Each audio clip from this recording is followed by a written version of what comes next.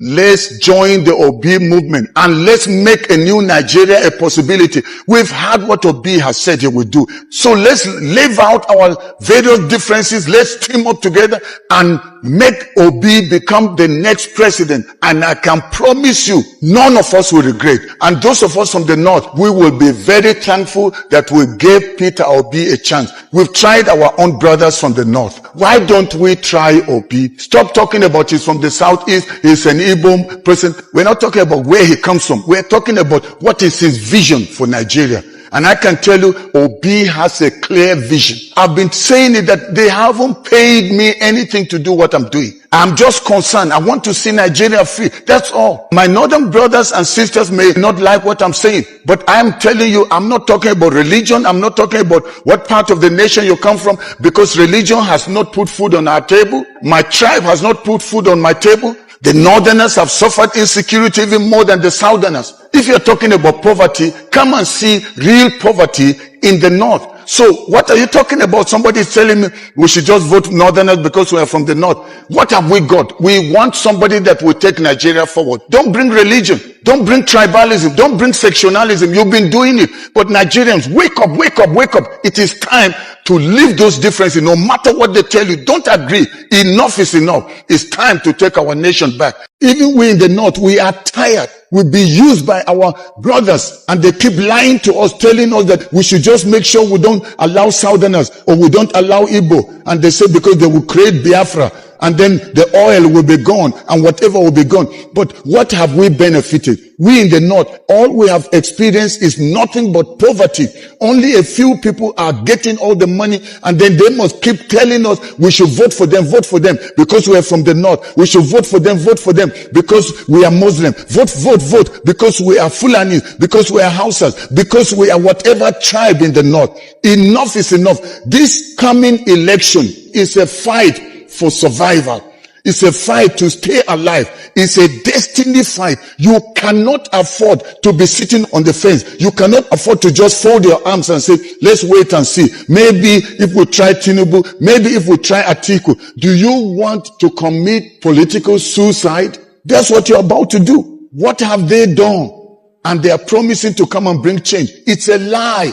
Nigerians, wake up from your slumber. Wake up from your sleep. We can't take this anymore. I'm advising you. I am speaking as a northerner from Kaduna State. I know they've been lying to us and enough is enough. I'm speaking to my northern brothers and sisters. For how long would you allow these people to be lying to you? They come and then they're in government, their bellies are fat, and then they make all the money and leave us in poverty. And then even when there's a political riot or religious riot or whatever riot, who are the culprits? Who are the victims? It is still we, the common people. So I want to tell you, don't allow them to lie to you again. Don't allow them deceive you again. The coming election is a fight for the soul of Nigeria. It's a fight to take back our nations from the hands of these thieves, these rogues, these wicked tyrants. It's not an ordinary election. You cannot afford to play with it, because if you joke and you vote for the wrong people, especially these old cargoes, these old politicians, you are actually selling Nigeria out. You're selling your destiny, your future, your great-grandchildren. You're selling them out. So please don't be selfish. Don't think just about yourself. Think about your great-grandchildren yet unborn. Please don't let them buy you. The wicked know that their end has come. These evil politicians, and they can see with what is going on now with the mobilization among the youth, the way the youth have mobilized themselves. Nobody bribed them. Nobody is forcing them. They're just sick and tired of the situation of things in the nation. That's why they got up. And you know what? These old cargo politicians, they have realized that we are losing. So what are they doing? They are doing everything, intimidating people, bribing people. And we cannot afford to allow them go on. They are not prepared to let go of their grip over the nation. They're not going to go down without a fight. So they are fighting back. But I want to tell us Nigerians, we cannot allow them. They are very few and we are many. Why would we let a few people mortgage our future and our destiny? Enough is enough. This is the time to say no to political tyranny, political vandalism. And do you know these people will not go down without a fight? It's a matter of You being alive or being dead. Many have already died. How many more need to die before we take our nation back from these evil people? Do you know that these rogues don't have the interest of Nigeria at heart?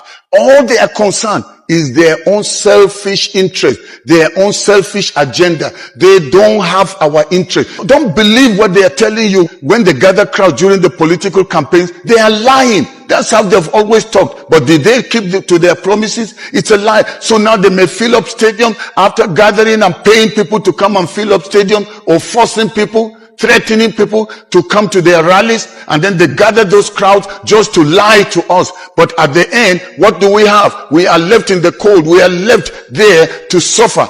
Enough is enough. We must stop them. We cannot allow them to divide us anymore. They've divided us along religious lines, tribal lines, sectional lines, and they use all these differences to divide us. But at the end, when we are divided, we are fighting each other. You know what they do? They go and meet somewhere abroad, and they are having parties. They are enjoying the money they have stolen, and we are left to be the ones that will suffer and suffer continuously.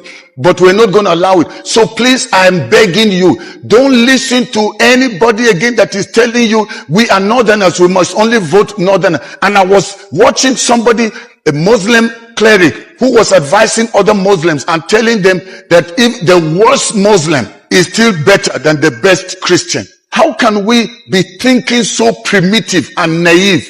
Have we been eating religion? Have we been eating tribalism? We allow those mundane, foolish differences to keep us divided, and we keep voting the wrong people, incompetent people, into power.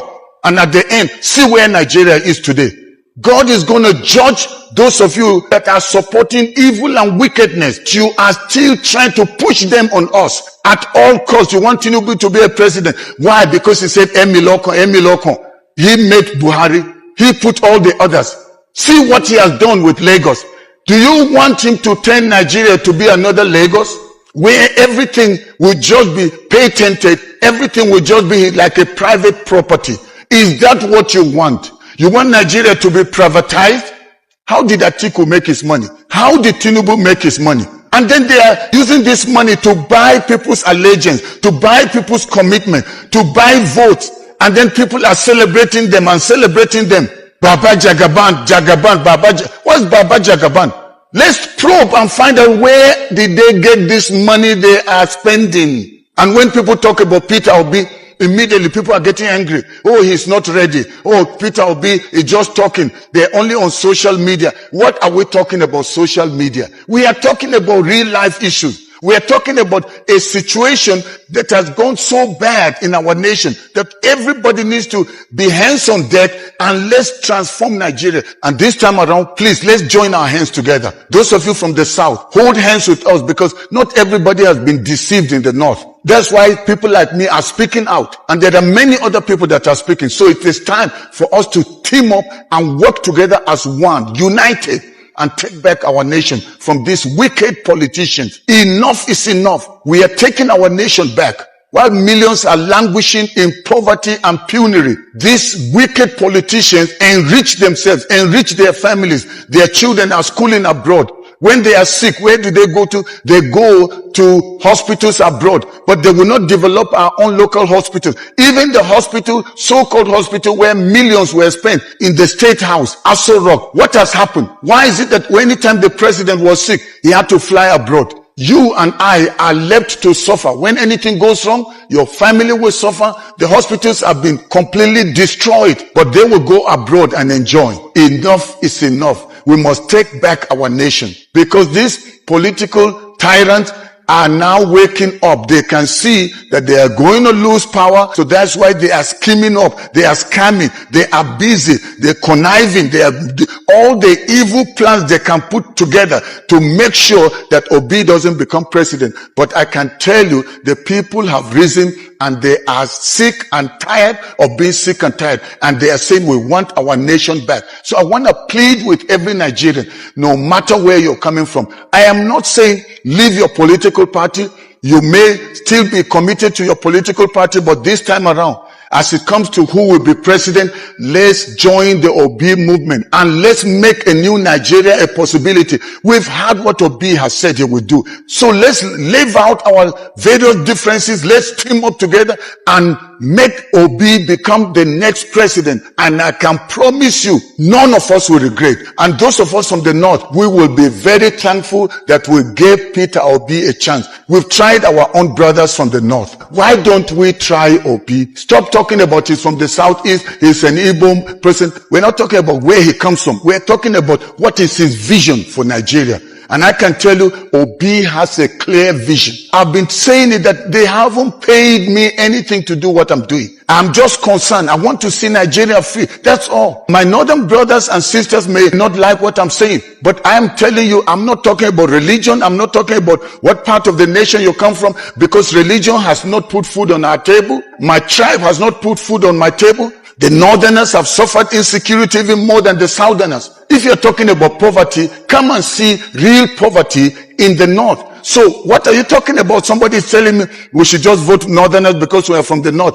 What have we got? We want somebody that will take Nigeria forward. Don't bring religion. Don't bring tribalism. Don't bring sectionalism. You've been doing it. But Nigerians, wake up, wake up, wake up. It is time to leave those differences. No matter what they tell you, don't agree. Enough is enough. It's time to take our nation back.